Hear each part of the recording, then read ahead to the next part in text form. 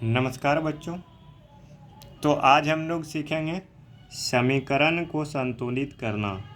देखिए, board exam में ऐसा एक भी साल नहीं गया होगा जिसमें कि आपका समीकरण संतुलित करने का प्रश्न नहीं पूछेगा। तो देखिए, आज हम आपको बताएंगे कि समीकरण को आप संतुलित कैसे करोगे एकदम आसान शब्दों में, जिससे कि हर कमज़ोर से कमज़ोर और हर बेहतरीन बच्चा भी समझ जाए। तो देखिए, सबसे पहले हम लोग ये जान लेते हैं कि समीकरण को संतुलित करने की ज़रूरत क्यों पड़ती है। देखिए, ये बीच में जो तीर होता है इसके बाएं साइड को हम लोग बोलते हैं LHS यानी लेफ्ट हैंड साइड, और इसके दाएं तरफ को बोलते हैं RHS यानी राइट हैंड साइड। देखिए, RHS यानी समीकरण के बाद जो हमको प्राप्त होता है यानी अभिक्रिया के बाद, इसको हम लोग बोलते हैं प्रतिफल या उत्पाद। और ये जो हम लोगों का यूज होता है इसको हम लोग बोलते हैं अभिकर्मक। तो देखिए, अगर किसी भी रासायनिक अभिक्रिया में हम लोग जितना यूज करते हैं ना, हमें यानी अभिक्रिया के बाद उतना ही मात्रा प्राप्त होनी चाहिए। तो इसीलिए हमें क्या करना पड़ता है, हमारे रासायनिक समीकरण को संतुलित रखना पड़ता है। यानी जितना अभिकर्मक में है RHS में, प्रतिफल में भी उसका उतना ही होगा। तो चलिए हम लोग देखते हैं कि किस प्रकार से करेंगे। तो एक नंबर का सबसे पहले हम लोग लिख लेते हैं C+O2CO। यानी यहाँ पे देखिए, सबसे पहले आप लोग लिखिए, देखिए कार्बन के कितने अणु हैं। तो देखिए, कार्बन के 1 अणु है, ठीक है। फिर आप लोग देखिए कि ऑक्सीजन का कितना अणु है। तो ऑक्सीजन का 2 है, अंदर भी लिख सकते हो, ठीक है। कार्बन का 1 है, ऑक्सीजन का 2 है, ये आपका लेफ्ट हैंड साइड में है। फिर RHS में भी आप इसी तरह से लिख दीजिए। यहाँ देखिए, कार्बन का कितना है, 1 है, और यहाँ पर ऑक्सीजन का भी कितना है, 1 है। तो देखिए, अब आप लोग ये मिलाइए कि कौन कौन सा मिल रहा है और कौन सा नहीं मिल रहा है। तो देखिए, यहाँ पर कार्बन 1 और कार्बन 1 ये दोनों बराबर हैं। यहाँ पर ऑक्सीजन 2, लेकिन यहाँ पर ऑक्सीजन 1 है, तो यहाँ 2 से इंटू कर देंगे। तो 2 गुना 1 ये कितना हो जाएगा, 2। अब आप देखिए कि कार्बन 1 ऑक्सीजन 2 ऑक्सीजन 2। तो इस प्रकार से जो है, एक चीज़ रुकिए, थोड़ा सा हमने ये मिस्टेक कर दिया कि ये देखिए, ये दोनों एक साथ था ना, सॉरी, ये दोनों एक साथ था ना, CO एक साथ है, इसलिए 2 गुना करेंगे तो कार्बन भी कितना हो जाएगा, 2। कार्बन भी कितना हो गया, 2। थोड़ा सा मिस्टेक देखिए हमने क्या कर दिया, फिर से एक बार आप लोग देख लीजिए।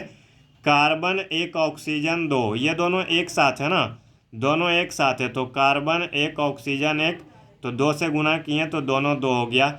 अब देखिए, ऑक्सीजन 2 और यहाँ पर ऑक्सीजन 2, लेकिन यहाँ पर कार्बन 1 है और हमको लाना 2 है, तो इसीलिए 2 यहाँ से भी गुना कर देंगे तो 2 हो जाएगा। तो देखिए, हमको कार्बन के आगे में 2 लगाना है और यहाँ पर भी 2 लगाना है। अब आप देख सकते हो कि कार्बन 2 ऑक्सीजन 2, कार्बन 2 ऑक्सीजन 2, तो ये वाला हो गया हमारा क्या, संतुलित हो गया। चलिए अब हम लोग देखेंगे प्रश्न संख्या 2,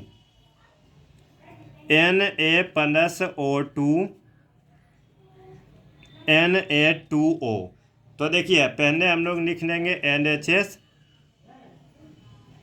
RHS। तो देखिए, LHS में हमारा कितना है, Na1 है, ठीक है, Na कितना है, 1 है।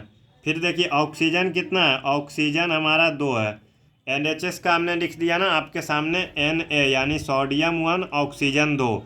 अब राइट साइड में भी दोनों को इस बार एक साथ लिखेंगे। Na हमारा 2 है और ऑक्सीजन हमारा कितना है, 1 है। देखिए, Na2 है, ऑक्सीजन 1 है। तो अब आप लोग ये देखिए कि Na1 है, यहाँ पे Na2 है, और ऑक्सीजन 1 है, यहाँ पे ऑक्सीजन 2 है। देखिए, ऑक्सीजन 2 है, ऑक्सीजन कितना है, 2 है, तो यहाँ पे हम लोग कर देंगे 2 से इंटू। तो देखिए, ऑक्सीजन 2 हो गया, कितना हो गया, ऑक्सीजन हो गया 2, और ऑक्सीजन इधर भी कितना है, 2 है। अब लेकिन देखिए, सोडियम यहाँ पे हो गया 2 दूनी 4, सोडियम हो गया 2 दूनी 4, ऑक्सीजन तो बैलेंस हो गया, लेकिन सोडियम बैलेंस नहीं हुआ है, तो यहाँ पे क्या 1 है, तो यहाँ से हम लोग लगा देंगे 4। तो देखिए Na4 Na4, ऑक्सीजन 2 ऑक्सीजन 2, तो इसीलिए हम लोग क्या करेंगे Na के आगे में लगा देंगे 4 और यहाँ पर इधर क्या लगा देंगे 2। तो इस प्रकार से हमारा ये भी क्या हो गया, संतुलित हो गया। चलिए तीसरा देखेंगे Mg+O2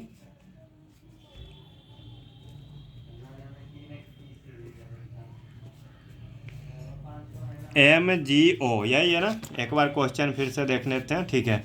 देखिए Mg+O2 MgO, तो देखिए Mg कितना है, Mg1 है, ऑक्सीजन 2 है, ठीक है। Mg1 है, ऑक्सीजन 2 है।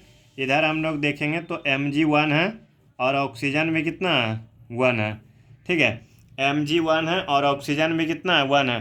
देखिए Mg1, अरे ये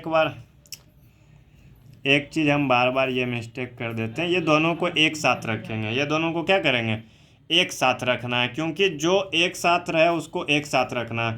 तो देखिए ऑक्सीजन यहाँ पे 2 है, तो यहाँ पे हम लोग 2 कर देंगे। तो देखिए 2 कर दिए, तो यहाँ क्या हो गया, ऑक्सीजन 2 और मैग्नीशियम भी कितना हो गया, 2।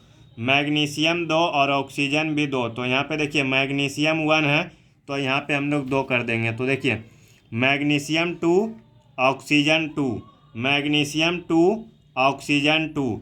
तो देखिए इसको बैलेंस करने के लिए क्या किया हमने, Mg के आगे में 2 लगाया और फिर यहाँ पे MgO के आगे में 2 लगाया। अब देखिए Mg2 O2 O2, तो इस प्रकार से हमारा ये भी क्या हुआ, बैलेंस हो गया। चलिए चौथा देख लेते हैं Cn2 + H2 HCl। तो चलिए पहले LHS में लिख लेते हैं, Cl2 H2, दोनों को लिख लिया हमने। और RHS में लिख लेते हैं H1Cl1। अब देखिए आप लोग देखिए क्लोरीन 2 है, हाइड्रोजन 2 है और इधर हाइड्रोजन 1 है, क्लोरीन 1 है, तो यहाँ पे 2 से इनटू कर देंगे, तो हाइड्रोजन कितना हो गया, 2 1 जा 2, क्लोरीन हो गया 2 1 जा 2। यानी इस प्रकार से क्लोरीन 2 हाइड्रोजन 2, हाइड्रोजन 2 क्लोरीन 2। तो इस प्रकार से देखिए ये आपका क्या हो गया, बैलेंस हो गया, संतुलित हो गया। इसमें क्या करना, 2 लगा देना है सिर्फ राइट साइड में, ठीक है। तो इस प्रकार से ये हमारा बैलेंस हो गया।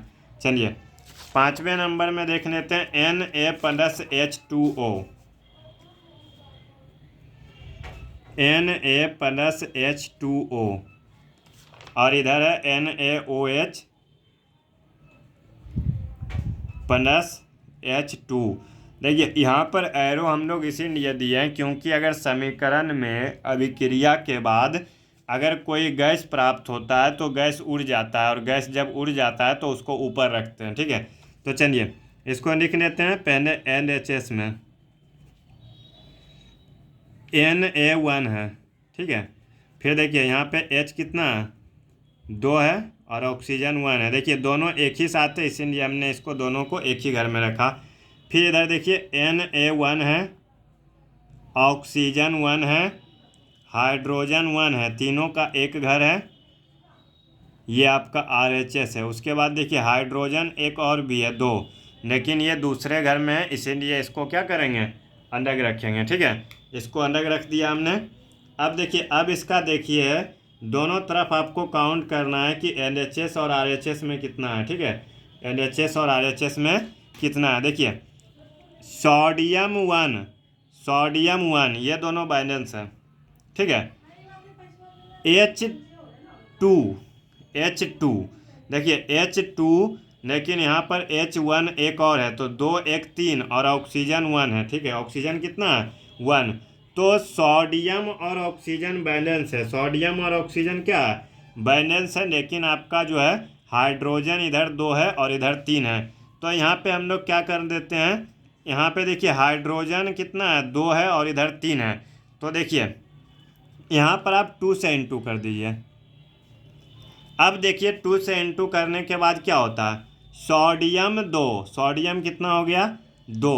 तो देखिए यहाँ भी हम लोग 2 से कर देंगे तो सोडियम 2। सोडियम अभी भी बैलेंस है, Na2 अब देखिए हाइड्रोजन देख लेते हैं।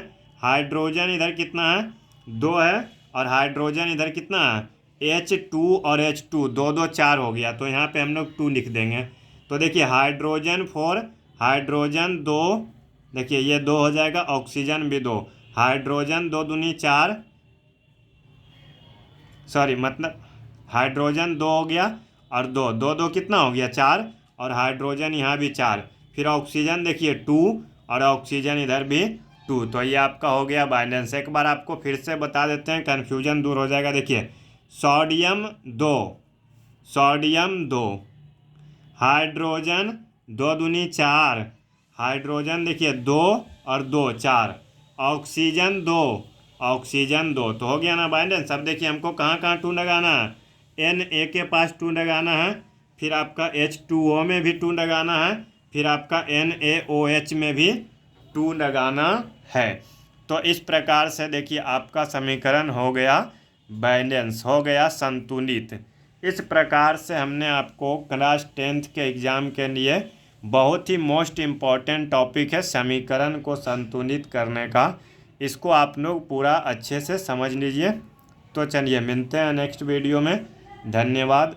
जय हिंद।